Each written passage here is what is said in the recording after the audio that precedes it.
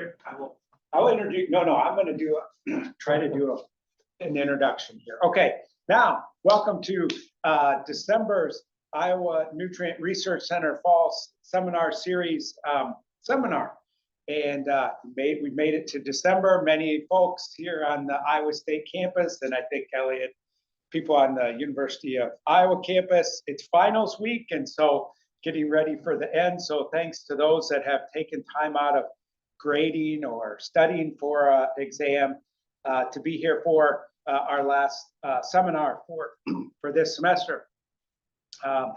As in the past, we have a current graduate student and somebody that's graduated to talk to us today, excuse me.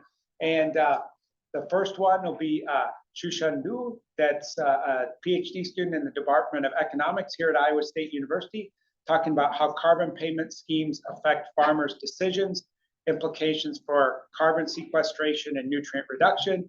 And then we'll have Dr. Elliot Anderson talking after that. So with that, we'll have our first presentation. When we get done with the first presentation, if you have questions or comments, can ask those in the room, or you can unmute yourselves and ask them online, or type them in if you want to, whatever you prefer. So I'll turn it over to you. Thank you.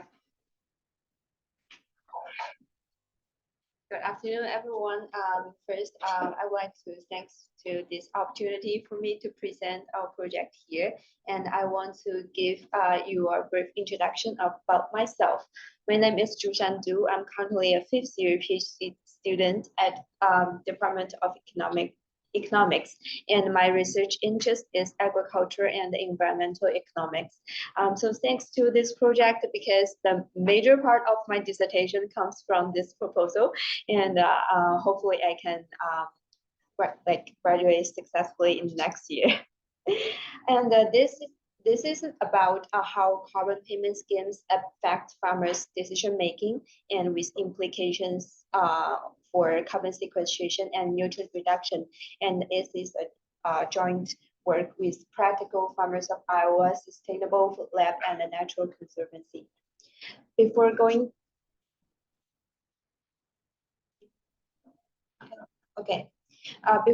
to the details of this presentation, I want to give you an overview of the outlines. So my presentation consists with 2 parts. The first one is cost-benefit analysis of the current federal government programs, because we know tremendous amount of money has been spent into the conservation practice with the focus to reduce the non-resource water pollution and improve water quality. And this conservation practice has actually noted very significant co-benefits such as carbon sequestration. So from the perspective of economics, we want to quantify and estimate this economic value of the the pollution, the nutrient reduction and also the carbon sequestration. And we did back of envelope analysis in terms of that. And the second part is about decision making and what factors affect farmers' decision-making process. And within that, uncertainty is a major factor we found that will increase farmers' minimum willingness to accept for conservation practice. Because when we speak of cost share programs, we are thinking of compensating farmers with the minimum cost, that is, or to some extent the percentage of the cost that requires for those conservation practice, such as cover crop and no-tillage usage. However, the economic theory and also the data shows that money is not enough, because we need because there are lots of uncertainties behind, and we need some kind of uncertainty premium to compensate for that. So we also did an economic simulation, shows that if we ignore this kind of premium, we will overestimating the participation rate and the corresponding environmental benefits. So first, let's go to the first part. I want to give you an overall trend of all this money spent into conservation, CRP, CSP, and EQIP. And this is a temporal trend across 10 years from the 2012 to 2021, because the data we have like is just in 2021. And from this figure, we can show that there's a tremendous amount of money. For each program, there's almost $2 billion spent in each year, and we also observe a slightly increase across these years. And this is temporal trend for all the United States. And in and traditionally, these programs like EQUIP, Environmental Quality Incentive Program, is basically focusing on reduce the water pollution and improve water quality. And however, in 2022, the federal government has another announcement that they were investing more than $3 billion into the climate smart agriculture and forestry with the purpose to reduce to increase carbon sequestration, because they want to be in line with the Biden's government zero carbon emission goal by 2015. And table 1 shows is those climate smart conservation practice as designated by the Natural Reserve Conservation Service. And when I look at this and I take a look at the most frequently used practice in EQUIP, I found that there are like significant overlap. That actually those bolded practice are those practice like the top 10 most frequently used in EQUIP. Actually, so it means that those money like spent in EQUIP has also significant carbon sequestration co-benefits. So in economics, we want to quantify and estimate to do our rough calculation of the back of envelope analysis. So in terms of the analysis, based on the EQUIP enrollment data, I select the top 40 most frequently used practice, and I divide them by different focus. For example, the first one, the panel A, is the practice that has both like benefits for water and carbon, and the panel B is for practice only for carbon sequestration, and the panel C is more water quality focused, and the panel D is neither water or quality focused. And this is the spatial pattern of Iowa. And what I want to mention is the total amount of money that's spent to these 4 categories. We can see that the majority of money goes to either panel A or panel C, that is both water quality focused and or like both focused. Actually, this kind of the money spent on only carbon focus is very limited. However, our estimate shows that this kind of this small amount of money is actually generating great carbon benefits. So here is how we did that. So I select the 3 most like talked or frequently used conservation practice. That is cover crop, no tillage, and the reduced tillage, and I extract the parameters from the literature. For example, like for 1 acre of cover crop, it can sequester 0.2 to 0.92 tons of carbon dioxide per acre per year. So I calculate the total acres enrolled by EQUIP across 10 years, time this amount, then plus these 3 together, and use the upper bound and the lower bound. We calculate the conservative and optimistic rate of carbon dioxide reduction for these 3 practices. And in terms of economic value, we use the social cost of carbon, which is $37 per ton, and we times this. We times the value in the first line, and we did the rough calculation that shows the carbon benefits generated only by these 3 practices is ranging from $12 to $51 million. And if we can notice that in the previous previous slide, the money like spent only on carbon is just 1.1 million. So that is quite large compared to the money spent like focusing only on carbon. Similarly, we did analysis in terms of nitrogen reduction with the same logic. And we estimate the conservative and optimistic scenario. And we estimate the water quality benefits is just 1.7 to 3.4 million for nitrogen nitrogen reduction in terms of the economic value, compared with the economic value of carbon that amount is quite small. So the conclusion is that like although this spending goes either to a lot of money goes to water or either both. Actually, the carbon benefits generated is much more than the water quality improvement. Okay, so here is the first part, and that is most based on the government programs. And besides that, in recent years, especially in the past year and this year, a lot of private carbon initiatives launched carbon programs such as Tutelar, Indigo, Agro, and things like that.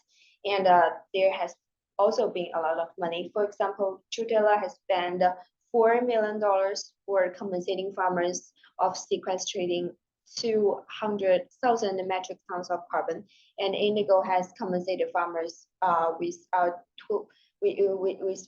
million acres in road. And a major difference between these carbon programs with the programs like EQIP is that for EQIP, it usually pays farmers a fixed amount of money that is spent for each acre in road. For example, like for EQIP for basic cover crop, the EQIP payment is $33 per acre. But however, for those carbon programs, we call it performance-based payment. Why is that? Because it pays based on the performance of the ecological benefits. It pays based on amount of carbon actually sequestered and times the price of carbon, we say, ranging from $20 to $30 per tons of carbon, or they call carbon credit. So I want to give you a brief introduction of the process of this. How does this kind of program work?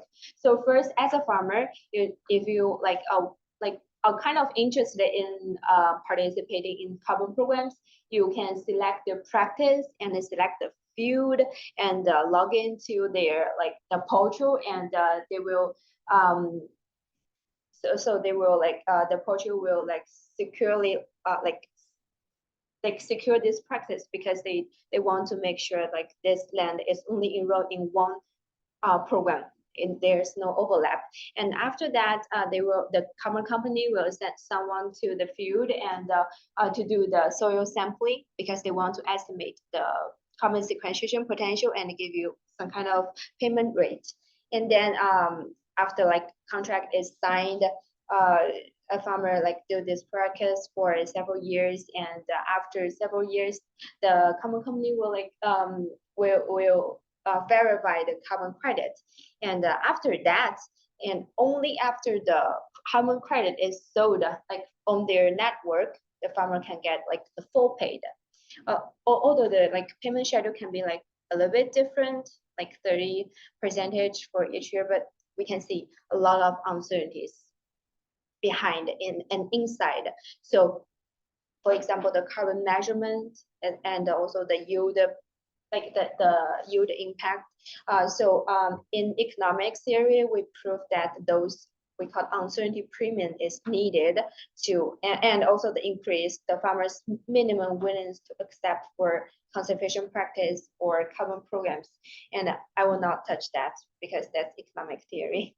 And we also want to estimate estimated like the magnitude of this the uncertainty premium. So we designed the two economic experiment. We decomposed the uncertainty premium into risk premium and ambiguity premium, but I will not touch that. But what we do is to distributed the survey across farmers and ask them to choose between, like, for example, the left column or the right column. So we can use some math to calculate the extra money needed for them to accept those carbon contracts. And another thing that affects the farmers' decision making is the message they receive and the things they see. So we use the thing called information treatment in the experiment to quantify the effects of presenting the extra additional information to them. So we randomly divided the respondent into control group and the treatment group. The control group will only see the task 1 and task 2 here, but for treatment group, we will first present them the 4 steps, which is the illustration of this complicated process, and ask them to choose task 1 and task 2. So our hypothesis is that after receiving these messages, that will increase their willingness to pay to a higher extent. And our result shows that. So in the May of 2023, we conduct a pilot test and a focus group with students, with 6 in the control group and 5 in the treatment group. And we do observe the positive and the uncertainty premium. And we do observe after presenting the extra information, they were less willing to accept. And we are currently we're distributing the questionnaire among farmers, and hopefully that we will collect the data in next spring, by the end of next spring.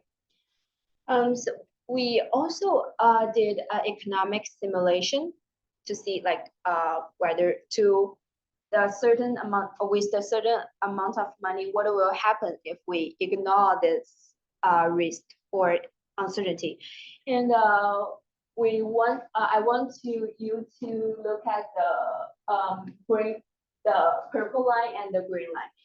The purple line is the case that risk is not considered, and the green line is the case that risk is considered.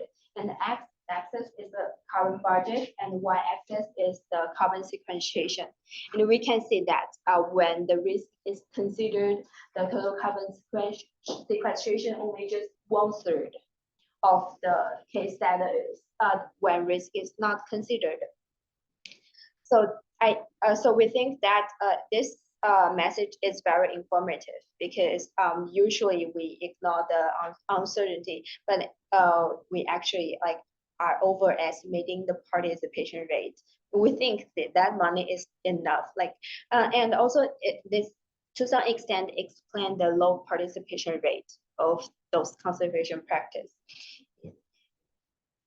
So that's basically about the presentation, and here is some future work. And for example, we are conducting the farmer session, and we are collecting data.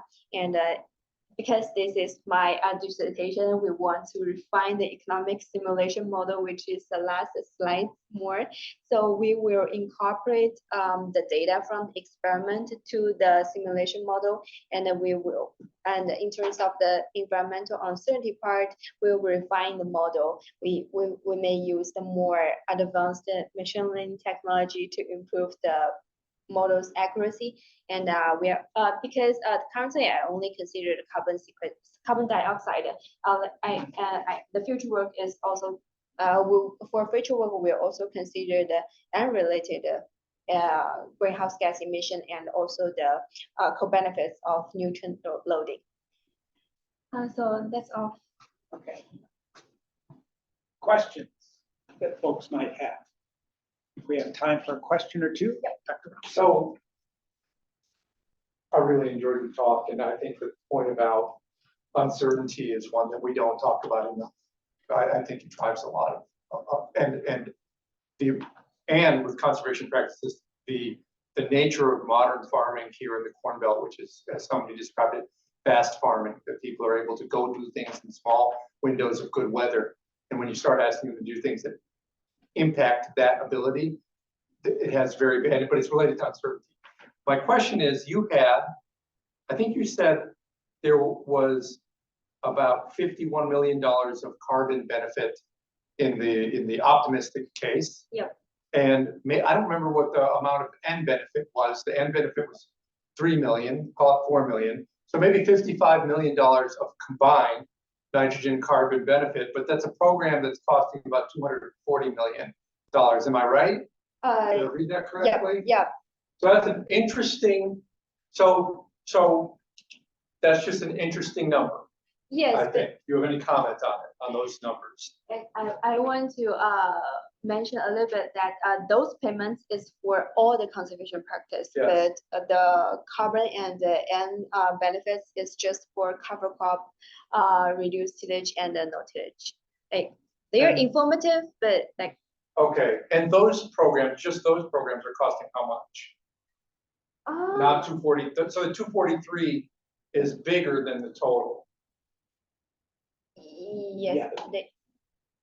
I think I do not quite remember the. But it's 200. It's 104 and 95, right? Carbon and water. Yeah, I think they belongs to the both Yeah. one, like 95. Okay. I originally want to do the like nutrient management, but like the number, the parameters vary too much. I cannot get a like a robust estimation. I'm like that's just do something like more robust. Thank you. Other questions? Anybody online? I don't see any. So with that, thank you very much. And let's give Zhushan a virtual. Okay, I'm going to see if I can do this. We're going to transition to Dr. Elliot Anderson at, I was going to say the University of Iowa, but not with a big T like Ohio State. Here we go. Okay, at University of Iowa. There we go. Okay. Elliot, the virtual floor is all yours.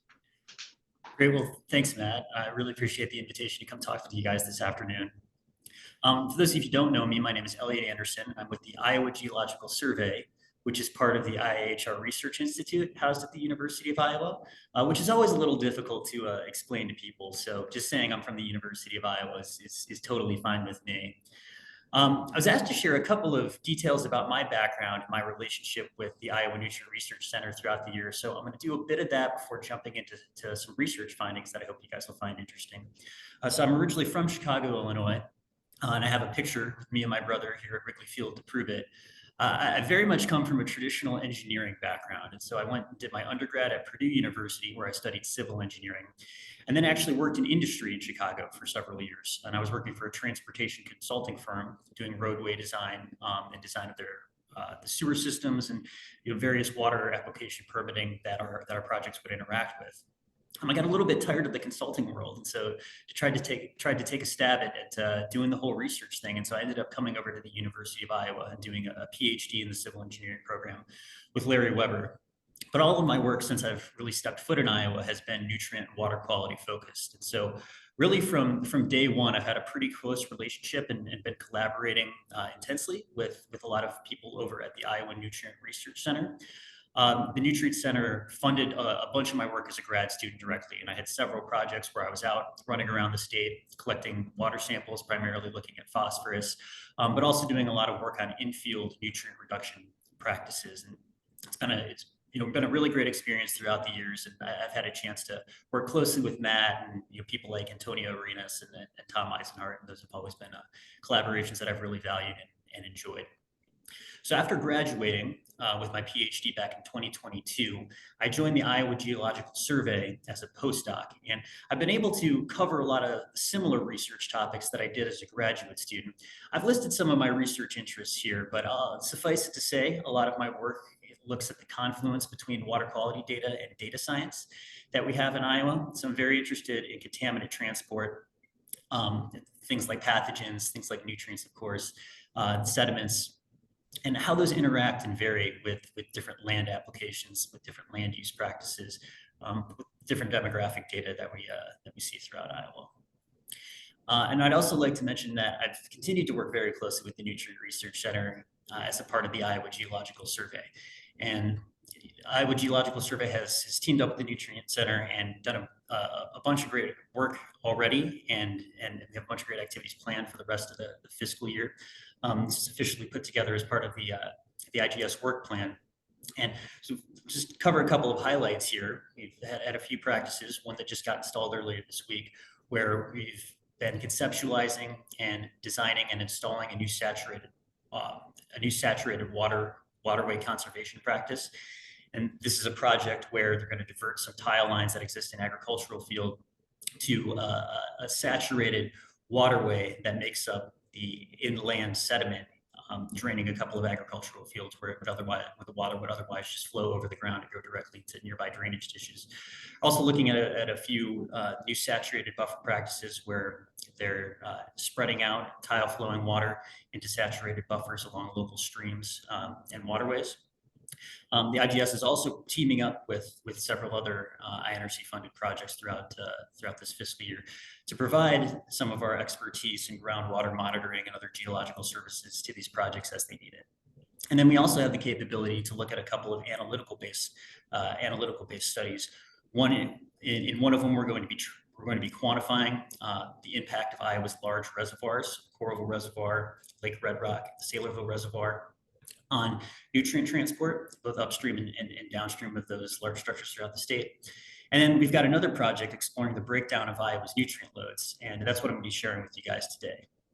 So the impetus for this particular study really started several years ago with me, and it was this question that popped into my head as I was first learning about nutrients and the issue of eutrophication in Iowa. And so that question was initially formulated as, what's the difference between nitrogen and nitrate? And so I'm sure everybody here knows the answer to this. And as you start reading through the literature and a couple of the basic science sources that are available on this topic, the answer is pretty straightforward, right? So nitrate is a specific chemical form of nitrogen that is highly water soluble. You've got it shown here, it's NO3-.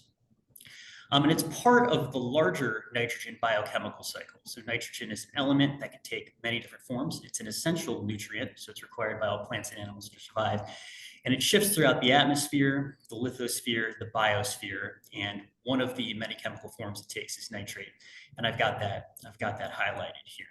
And so that all makes sense and is pretty straightforward. Nitrate is a form of nitrogen.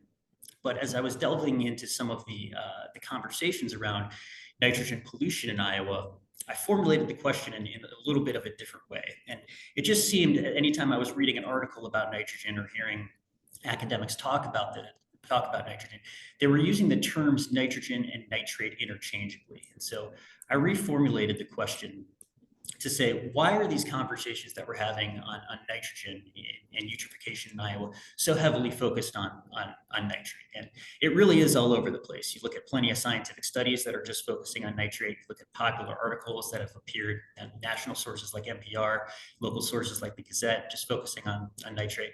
Even the Iowa Nutrient Reduction Strategy on their website, they're tracking nitrate loads specifically. And so as I've talked to people and continued to learn and read more about this topic, there really are three main reasons that I've tried to summarize why this is the case, that these terms are often used interchangeably. And I've got those listed here. So number one, nitrate is particularly harmful because it is a drinking water contaminant. So it causes that blue baby syndrome in young infants if you drink too much of it. It also has some more chronic risks and maybe a carcinogen if you have increased exposure to it in your drinking water over large periods of time. And so it's a regulated contaminant that people care about because it's directly harmful when you ingest it. The other reason why it's an issue is that nitrate is a form of nitrogen that is bioavailable once it enters water to facilitate these algal blooms, which can disrupt the aquatic environments. And so it's particularly a problem when you hear about the Gulf of Mexico hypoxia zone. Nitrate or nitrogen is often the limiting nutrient out in these marine ecosystems. And so as a bunch of nitrate gets shipped down there through the Mississippi River, it's causing a lot of harmful algal blooms to pop up, which can be toxic and can be harmful to the marine environments that they take place in. But then finally, and maybe most importantly, there's been this understanding over the last few years that nitrate is the dominant end form in Iowa's surface water. So it's the most common and it's the most problematic.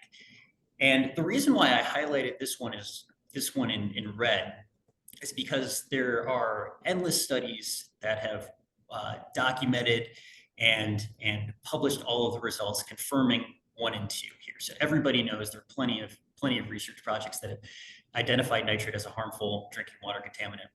There are plenty of studies that have linked the issues that nitrate causes when it comes to algal blooms. But as I was reviewing this, I couldn't find really any studies at all that tried to show just how dominant and how prevalent nitrate was in Iowa's surface water. So here it's the dominant form. I kind of questioned in my head, does that mean it makes up 51% of Iowa's surface water? Is it 99% or somewhere in between? And so, one of the things as you enter into a research career that I've tried to do is when I can't find a good literature source for something I'm trying to learn, see if I can come up with a way for designing a study to come up with this number and investigate what it might be ourselves. And so I've collaborated with Keith Schilling on a project where we tried to do just that, and we put together these more formal objectives that I've outlined here. So what we wanted to do was go ahead and estimate nitrate and phosphorus loads for various nutrient species. So one of those is of course nitrate, going back over the past 25 years. So from 1998 to 2022. And I'll tell you just in a moment why we picked that specific time frame. Wanted to then go in and determine what the relative contribution of each one of those species were to the overall total nitrogen and total phosphorus loads. So what percentage of nitrate being exported by the state of Iowa, or what percentage of total nitrogen being exported by the state of Iowa is made up as nitrate? And then finally, we wanted to go in and take a look at some regional patterns and see if there were any major differences in nitrate export throughout the many different watersheds and water bodies that we have here within the state. And so that was our study. This is the game plan that we set up in order to take a look at this and come up with some of these numbers. So all of the numbers and results that I'm going to show you guys today are built off of this underlying data, this underlying nutrient grab sample data that's been collected by the Iowa Department of Natural Resources. And they really began the sampling project in earnest back in 1998, and it's continued up into the present day. So what they do is they go out to a whole bunch of different rivers throughout the state. Once a month, they take a grab sample and test it for a whole bunch of different water quality parameters, including these 5 nutrient forms that I've got listed here. At each one of the sites that are shown on this map, there also is a USGS stream flow gauge that's continuously measuring stream flow. So getting the water volume that goes through each one of these sites in a particular day. So with these, we can use a couple of modeling techniques to predict the concentrations of these different nutrient forms on every single day from 1998 to the present. And so just to stress this point, the reason we need to do that is because we need to get some sort of estimate for how these concentrations or how these nutrients are behaving on the days when people haven't gone out and sampled. So, we only have a sample once a month. What are the concentration levels like on those other 29 days? We need to get our head around that before we can make any broad overarching proclamations about what are going on at these sites. And so we use this model called WRTDSK at each one of the sites in question to predict these concentrations. So the way this WRTDSK model works is it takes the existing data, so these monthly grab samples that I mentioned, and it uses the continuous flow data that's been collected by these USGS gauges, seasonal patterns, and temporal trends to make these continuous daily predictions of nutrient concentrations. We do that from 1998 up into 2022. And then once we get the model results, we apply one additional step, which is called a Kalman filter application, which uses the actual measurements to inform and improve the model results a little bit more. So it's really just this process repeated at each one of these sites for each one of these nutrient forms done across the state. And so before jumping into what these results yielded, I want to just talk a little bit more about what specific nutrient forms we were able to look at. So these are the 5 forms that the Iowa Department of Natural Resources monitors when they go out and do their sampling. So they've got 3 nitrogen forms. One is nitrate, which we talked about before. The other is ammonia, so NH3. And then the final one is more of a catch-all term, which is organic nitrogen. So this is any form of nitrogen which is bonded, to carbon. And in almost every case in Iowa, it's going to be things like plant detritus, parts of nitrogen that are bonded to soil particles, and things of that nature.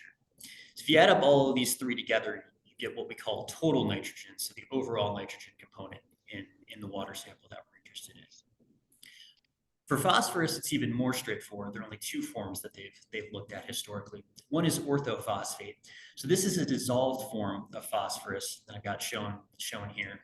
In Iowa, this makes up pretty consistently about 90% of all of the dissolved forms that you see in the water. They often just test for this one because it's easiest, and as I just mentioned, it makes up the vast majority of the dissolved forms. So the other form we can look at is what's called particulate phosphorus. So in short, this is every form of phosphorus that's not dissolved. This is going to be the phosphorus that's bonded to soil particles, that's existing in plants, leaves, sticks, things of that nature. You add these 2 forms up together and you get what we call total phosphorus. And so we've got these 5 forms in total, 3 different nitrogen ones and 2 different phosphorus ones. So I won't bury the lead. I'll get right to the results here. This is what we found. So when it comes to nitrogen, nitrate makes up 81% of Iowa's statewide load. So the way we calculate that specifically is by looking at these 16 different watersheds, which are all monitored very close to where the stream exits the state and either goes into the Missouri or Mississippi River or the state of Missouri down to these sites to the south. You add up all of the loads from these different forms, and you get that nitrate is 81% of total nitrogen. The organic form of nitrogen is 18%, and then ammonia is basically trivial. Now, I will say ammonia is a drinking water contaminant and can be toxic to fish and other wildlife species. So it is still important. You do want to monitor for it, but when we're talking about total nitrogen export and the different forms that it makes up, ammonia is pretty insignificant on a statewide level. Jumping to phosphorus now, so particulate phosphorus makes up 73% of this load overall, where the dissolved form, orthophosphate, is only at 27%. I've also included in the middle of these plots the mean total nitrogen yield and the mean total phosphorus yield. And so what we're getting at when we're talking about this yield is we're taking the overall load that we've got here and dividing it by the tributary area. So you sum up the areas of these 16 different watersheds, divide that by the load. And this presents a nice, really handy comparison point for any other watershed in the state. So if you're looking at nitrate loads in a specific watershed, a lot of people need to put that number in context. This allows you to do it. You can, if you have a nitrogen load of 30 kilograms per hectare per year, you're well above the statewide average, where if you're at 10, you're well below. So this summarizes the nutrient loads of the state, but also provides some handy comparison and reference points. A couple other things I want to point out as we've gone through this. It's well known anytime you're looking at nutrient loads and contaminant transport that these numbers can jump up and down quite a bit throughout the year. So I've got the annual statewide nitrate loads shown up here on the top left. You see, depending on how wet or dry the year was, there could be tremendous variation in these loads. So the lowest amount we've had over the past 25 years was around 50 million kilograms. In other years, it's up closer to 400. But if you look at the percentage that we have in each year, that's much more constant. It's much more stable. So the lowest percentage in a given year that nitrate made up was 75, and the highest percentage was right around 80, 85 or 90. And so that number is actually a bit, is quite a bit more stable and consistent, whereas the overall loads tend to shift pretty considerably from year to year. Got some other stats here organized in the table below, and the one thing that stands out to me is that if you look at the coefficient of variation, you can see how much that year-to-year difference varies among the 5 different nutrient forms. So I just think it's interesting to look at, you know, if a coefficient of variation of 0.45 for nitrate, that's a lot smaller than we see for something like ammonia. And if you look at the phosphorus coefficient of variations, those are a little bit higher than we're seeing with those of nitrate and overall total nitrogen. So telling us that phosphorus levels tend to jump up and down a little bit more from year to year than we're seeing in their nitrate counterparts. Another thing we looked at that was a little bit surprising to us, but also really interesting, was that if you look at the breakdown of particulate phosphorus and orthophosphate loads on an annual basis, it seems like we're getting a pretty significant and clear trend there. So back in the early 2000s, particulate phosphorus seemed to make up about 75 to 80% of the total phosphorus load. In more recent years, that number is down to 65 or 70. So a couple of different ideas that we've been kicking around about why that might be. But that was something you can come up with doing an analysis like this that you wouldn't be able to if you're just looking at the raw loads themselves. So as I mentioned, we also wanted to check out some of the spatial variations that existed here. And so I've got a couple of plots here just color coding various watersheds that we looked at by the nitrate and the particulate phosphorus yields. And so the first thing that jumped out to us directly was that these yields are not uniform around the state. So we have these overall numbers that we can produce for Iowa, but anytime you're looking into a specific region, watershed or part of the state, these values that we're seeing can change pretty dramatically.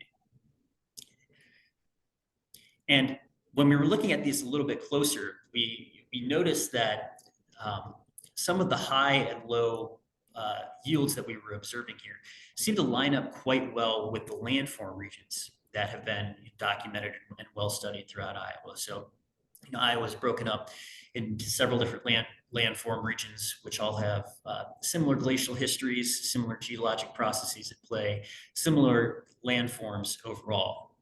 And we isolated some of the watersheds that were within the Des Moines lobe area here in the Iowa surface and just calculated the nitrate loads within those ones and contrasted those to the watersheds that were located down in southern Iowa in this southern Iowa drift plain. And here those numbers are pretty stark and differences become even more apparent. So in what we were calling the tile dominated landscape up here in the north, see that nitrate is closer to 88%. And particulate phosphorus is only at 53. Kind of get an opposite story when you go down into the hill slope dominated landscapes in the south. Down here, nitrate is only at 55%, while particulate phosphorus is all the way up at 92. And I wanted to just highlight a couple of sites in here just to show how stark some of these differences can be, because this really quite surprised me when I was looking at the numbers for the first time. So I got the top 5 sites in terms of particulate phosphorus percentage, the bottom 5 sites, and it's the same thing for nitrate over here on the right. And I'll just highlight, we have a couple of sites that are down in that southern Iowa drift plain that have over 96, 97% of their total phosphorus load that's made up of as particulate phosphorus. Other places up in the Des Moines lobe, it's totally different. Particulate phosphorus is only around 37 to 38% of the overall load. So again, things can vary tremendously. It's another pretty similar story for nitrate, but again, those locations tend to be flipped. So you have some sites up here in the Des Moines lobe area where nitrate makes up over 90% of the load. Contrast that with some other sites down in the southern Iowa drift plain, and here nitrate is actually a minority of the total phosphorus. Organic nitrogen is making up over 70 to 80% of the nitrate load in some instances. And so just notice I'm brushing up against the time limit here, so I'll just finish with a couple of additional thoughts. we were looking at, we also wanted to examine how some of these yields correlated with each other spatially. And so one of the main things we found here was that the dissolved nutrients, which are nitrate and orthophosphate, seem to correlate well spatially. And it was a similar story for the organic nitrogen and particulate phosphorus nutrients.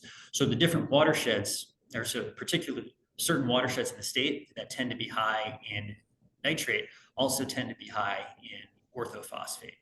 And the exact same thing is true when it comes to particulate phosphorus and organic nitrogen. But there is an important difference here that I wanted to mention, and that's actually when you look into the raw water quality data themselves, you notice that it's only organic nitrogen and particulate phosphorus that are transported simultaneously. And so what I mean by that is just focusing on the middle river here as an example. You look at some of that raw water quality data that was collected for particulate phosphorus and for organic nitrogen. And it seems like every time you have a spike in one, you have a spike in the other. And that's translated over into this plot here on the upper left of this figure. There's really high correlation between particulate phosphorus and organic nitrogen in just about every watershed in the state.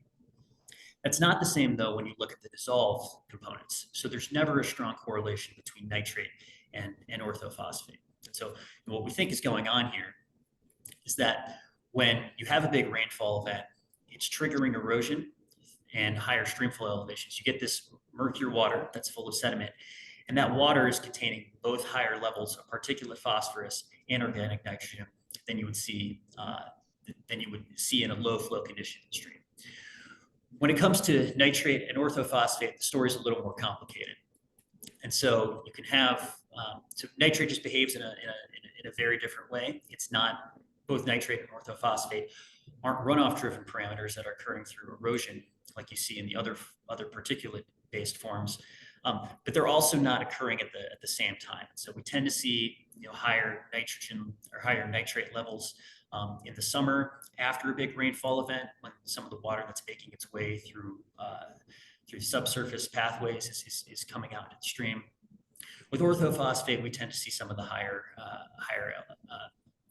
concentrations in the winter and early spring during snow melt events. And so still a bit of work to be done here on trying to link up exactly where orthophosphate is coming from in each one of these watersheds. So we know that it's linked spatially to nitrate, but as I've said,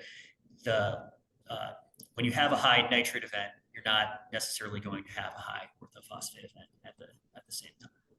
So I will leave it there. Thank you guys again for your attention this afternoon, and thank you to the Iowa Nutrient Research Center for all your support throughout the years. I will turn things back over to Matt, and I'm happy to answer any questions if you guys have some.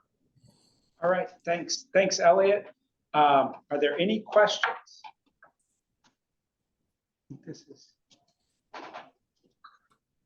Any questions in the room or online?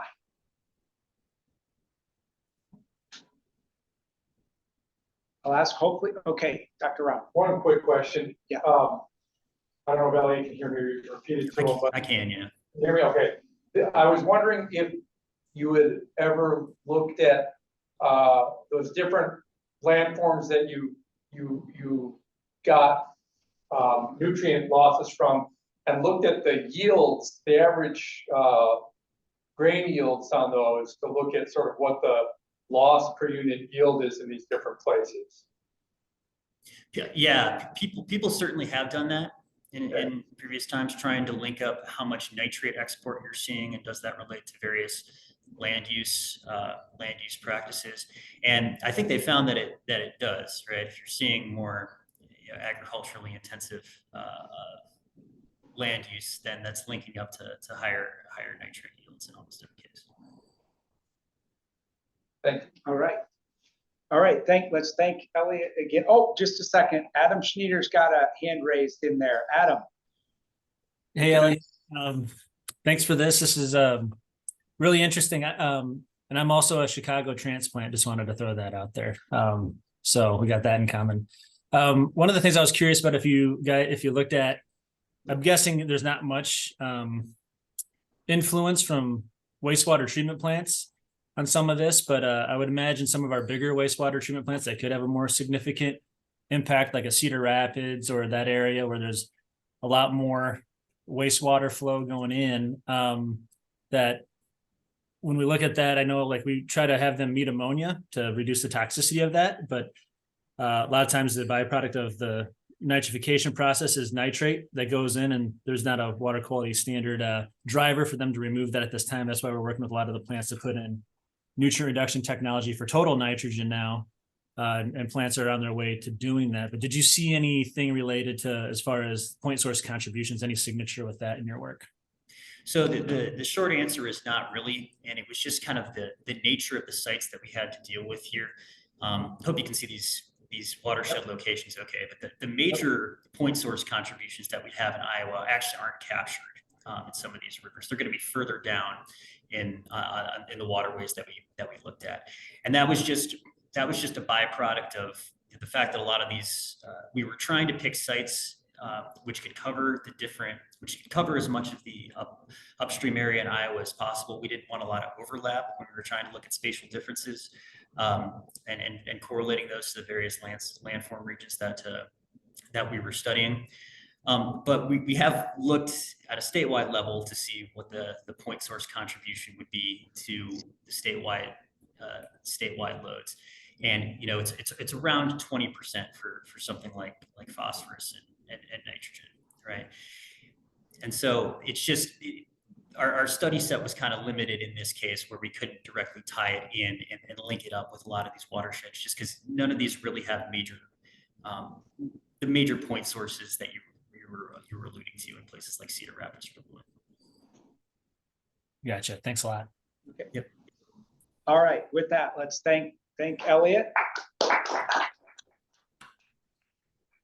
Thank you for those that attended today and attended all semester. Be on the lookout. There'll be an announcement coming out about the spring semester seminar series. I wish you all a Merry Christmas and Happy New Year. And we will see many of you maybe in the next week, but most of you will see in the new year. Thanks very much.